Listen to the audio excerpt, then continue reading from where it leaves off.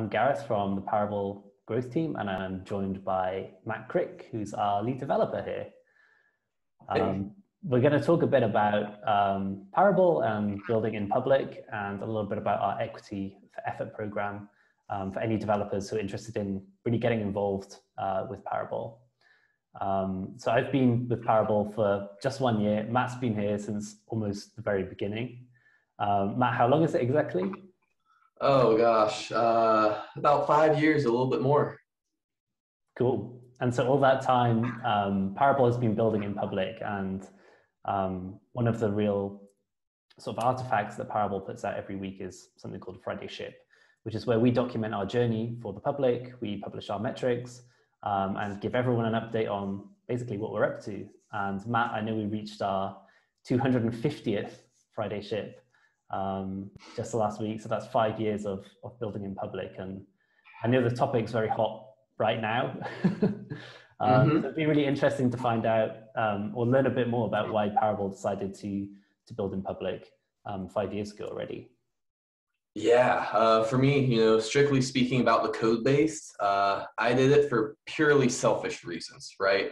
It's no surprise that most tech companies fail.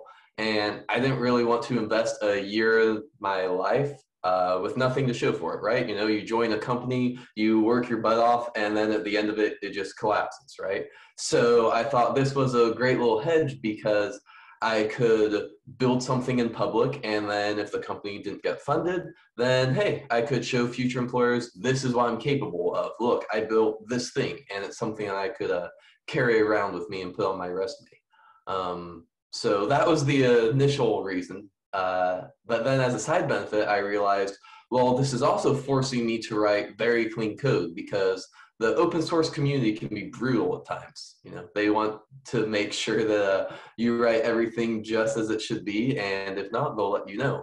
So that forced me to clean up my coding habits and additionally my security habits because, there are a lot of open source front ends, but our entire server is open source, which means there could be a security researcher from anywhere in the world who just wants to hop into our GitHub repo, find some bug in how we're doing something secure, and they could exploit that against our 120,000 users. So that really forces me to make sure that our security practices are up to date because security by obscurity just isn't an option when you're building in public.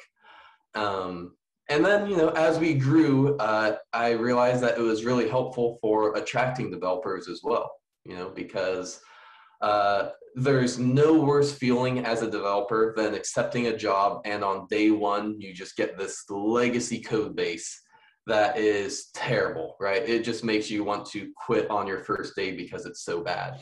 And here we have, the best kind of try before you buy that you can imagine, right? Because even before the first interview, you can hop into GitHub and you can look at every single line that we've written in the past 5 years.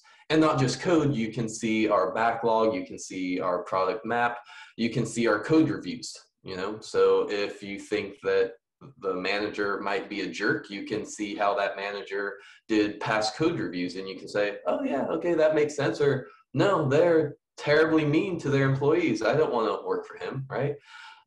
So that's been a huge benefit to me as well because every single time I write something, I realize this is going out there in the public world. So I need to be respectful and be on my A game. And then we even take it a step further, when it finally comes time to hiring someone, the last step of the process is something we call a batting practice, which is where we ask a candidate to pick out an issue on our backlog and to complete it with us. So they get to work with the team, they get their feet wet in the code base, and a successful batting practice means that they get to push a feature to production before they even join the team, right? And as a developer, it's always a question of, okay, how many weeks or months will I have to work at this company before I can see what I built land in production? And here it's day zero, which is, such a cool feeling whenever you join that team. So, those are all the great things about working in public. And It's terrifying because we can get, exploited or hacked. In the past, we had someone who was spamming our invitation service where, you can invite someone to join your team, and they invited like 100,000 people, with these weird Chinese email addresses saying how to, earn crypto. And so, that forced me, oh, okay, I guess we need to rate limit this call or that call or make it a little bit more difficult. But, nothing serious yet. It's always been very fun to see how that's worked out. Cool, yeah, I like that a lot. And I think it's a super cool thing that before you even join Parabol, you can have shipped something and have actually contributed, because even if you don't end up working with Parabol in the future, you have something to show for yourself, and you have that extra piece of something you can show someone in a future interview, or in future roles as well. And you mentioned that during this batting practice, people can take an issue from the backlog, work it up, and ship it. But actually, anyone can do that, right? Because Parabol has an equity for effort program. Could you tell us a bit about how that works? Yeah, Equity for Effort started, it was the brainchild of Jordan Husneys, the CEO. And basically, when we first started, we had no cash, but we had a bunch of equity to give, right? So we figured, well, why not incentivize people to hop in and help us develop this thing by giving them equity in the company, right? In a remote setting, we were just chatting about this, how there are people who, they might work for one of the FANGs, but then they decide, oh, I want to moonlight for this, or I have this side hustle going on, which, if your main job isn't really scratching that itch, curiosity-wise, absolutely, you're going to want to build something else, right? And so with the Equity for Effort program, you could hop into the Parabol code base, pick out some issues and say, yeah, I think I could complete that issue. It might take me, 10 hours, which would equate to, say, 10 points. And you get your feet wet in the code base, you start building against it, and when that gets merged, you get these 10 points. And as soon as you work up, I think it's now like you get 100 points, then that will convert to, X% equity in the company.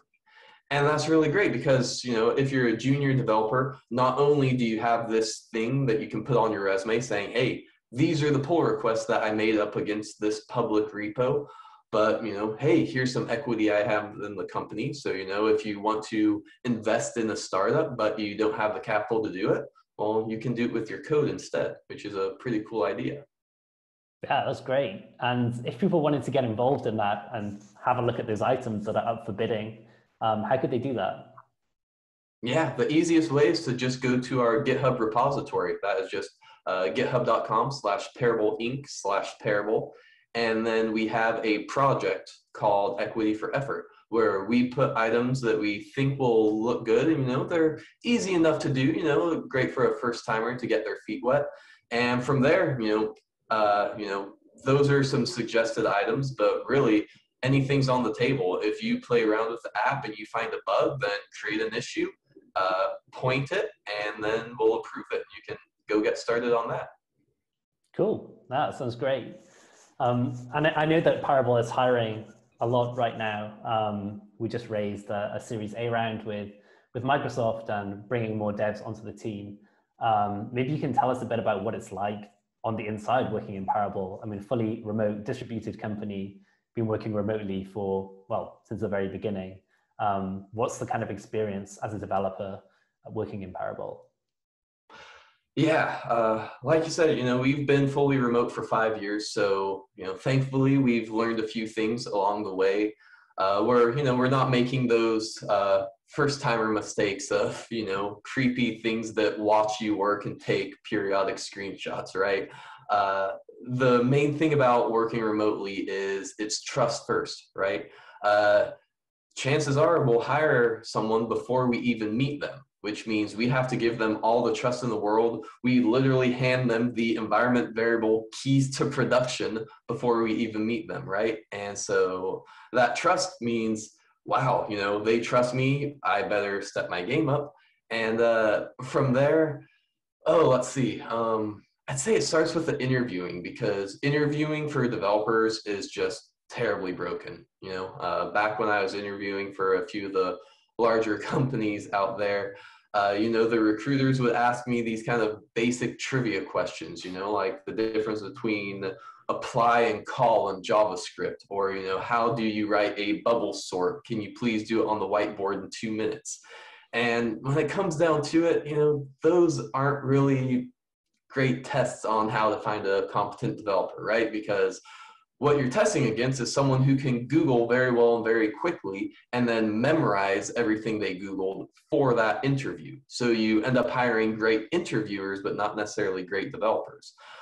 Instead, what we try to index for is folks who can work well in a team. I would take a developer who is a great team player versus that all-star who is a jerk to work with, right? So we focus on the culture first, and then around that, then we can build each other up. So, we might have a front-end developer role or a back-end, but our stack is completely in TypeScript. So chances are they'll end up being a full-stack developer anyways.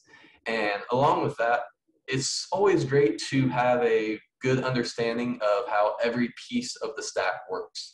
There are a number of developers out there in large companies who might be able to, do the best work in the world on a database. That's not us, right? We'd rather be a jack of all trades, where we can focus on, hey, I can start an app and I can have that app deployed to production because I know every single piece of the stack. And really empowering those employees to be able to, build whatever they want and give them the tools to do it, to where, they'll be competent enough to where if they want to leave and start their own company, yeah, they can. But, hopefully we provide that culture where they want to stick around. Cool. Love that. And so anyone who's interested in any of the open roles at Parabol right now, you can find all of those at parabol.co/join. And if you want to follow along with our journey building in public, take a look at the GitHub, and also follow along on our blog, where we publish our Friday ship every week with our metrics and what's new. All that leaves me to say is thanks, Matt, for your time, and we'll see you around. All right. Thanks, Gareth.